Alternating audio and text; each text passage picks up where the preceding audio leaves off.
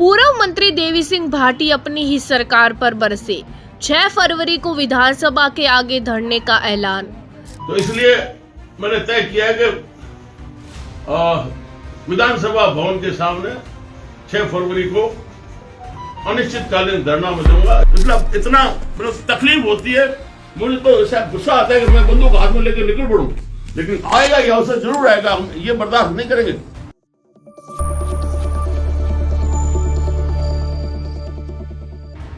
भाजपा के वरिष्ठ नेता और पूर्व मंत्री देवी सिंह भाटी ने अपनी ही सरकार की नीतियों पर सवाल उठाते हुए 6 फरवरी को विधानसभा के आगे अनिश्चितकालीन धरने की चेतावनी दी है। भाटी ने सरकार की कार्यप्रणाली पर गंभीर आरोप लगाए हैं और कहा कि किसानों और आमजन की समस्याओं को अनदेखा किया जा रहा है। सर्किट हाउस में पत्रकारों से बातचीत के दौरान पूर्व मंत्री देवी सिंह भाटी ने सरकार पर तीखा हमला बोला। उन्होंने कहा कि न जाने सरकार को कौन चला रहा है, पार्टी के विधायकों की भी सुनवाई नहीं हो रही है। भाटी ने यहाँ तक कह दिया कि सरकार में बैठे लोग अंधे और बहरे हो चुके हैं। कि सरकार जनता की किसी की भी कोई सूचना दे तो उसके बावजूद भी उसके ऊपर गौर नहीं करती। जब उनसे पूछा गया कि वे भाजपा के वरिष्ठ नेता होते हुए भी अपनी सरकार के खिलाफ धरने पर क्यों उतरे हैं, तो भाटी ने स्पष्ट कहा कि इतना तकलीफ होती है, मुझे तो ऐसा गुस्सा आता है कि मैं बंदूक हाथ में लेकर निकल पड़ूं, लेकिन आएगा ये अवसर जरूर आएगा, हम ये बर्दाश्त नहीं करेंगे। सरकार बनी है, उसके बाद से लगातार चर्चा चल रही है, और विशेष तौर से 8-10 महीने से तो विशेष चल रही है कि इस राज्य में चल किसकी रही है। जनता भी आपस में चर्चा कर रही है, बीजेपी के कार्यकर्ता भी, पत्रकार, सबके जिज्ञासा है कि इस राज्य में चर्चा ये विशेष क्यों है। उसका एक उदाहरण देने के लिए मैंने ये 6 फरवरी को विधानसभा भवन के सामने अनिश्चितकालीन धरना देने के लिए, क्योंकि हमने कई बार ज्ञापन दे दिया मुख्यमंत्री जी को, लेकिन उसके बावजूद भी एक हमारे बीकानेर के अंदर आरपीएस अधिकारी प्यारेलाल शिवराण, जो लगातार गत 10 वर्षों से बीकानेर में अलग अलग पदों पर घूम के यहाँ पदस्थापित है। अभी पिछले महीने में हमने कॉलेज विधायक ने, मैंने जाके ज्ञापन दिया था लिखित में, मैंने कहा हम चेतावनी दे रहे हैं कि इनका आईपीएस में प्रमोशन हो गया और ये भ्रष्टाचार निरोधक विभाग में पुलिस अधीक्षक के पद पर लगेंगे। ये कैसे ऐसे बैठा है 10 साल से बंद, ये तो आपका काम है, हमारा काम है सूचना देने का। और आपने अभी देखा होगा कि अभी आदेश है प्यारेलाल जी शिवराण को पुलिस अधीक्षक भ्रष्टाचार निरोधक विभाग बीकानेर में पद स्थापित कर दिया गया।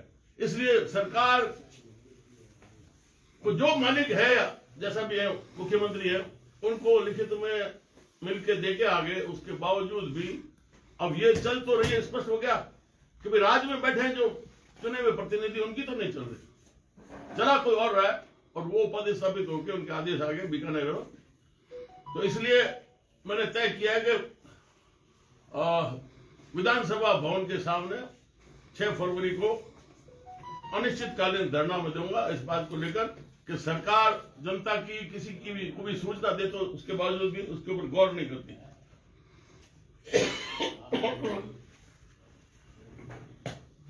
अब ये राज किसका चल रहा है, क्या हो रहा है? कई वर्षों से जब अटल बिहारी वाजपेयी पहली बार प्रधानमंत्री बने तो उनको एक विश्व बैंक से सलाह आई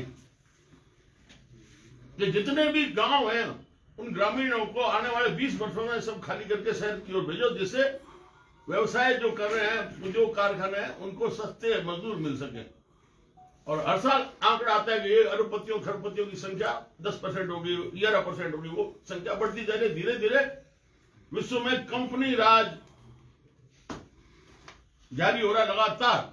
और उसका उदाहरण मैं लेके आऊं कि अभी एक आदेश निकाला ऊर्जा अक्षय ऊर्जा निगम ऊर्जा विभाग ने, ये ओम प्रकाश ओम कसारा IAS, वो इनके MD है, जिन्होंने आदेश जारी किया।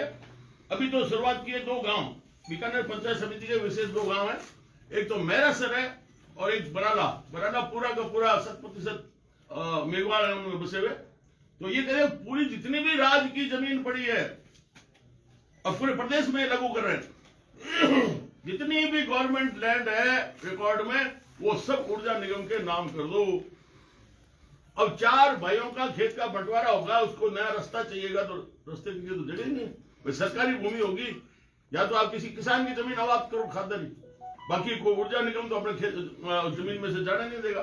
तो ये एक बहुत बड़ी साजिश है गांव वालों के खिलाफ। बड़े गांव वाले वोट दिए जा रहे हैं और सवाल किससे करें? सवाल के लिए तो कोई उत्तर देने वाला सामने नजर नहीं आ रहा। इसलिए ये एक बहुत खतरनाक आदेश जारी किया है कि जितने भी सरकारी भूमि है वो सब इस ऊर्जा निगम के नाम से कर दो।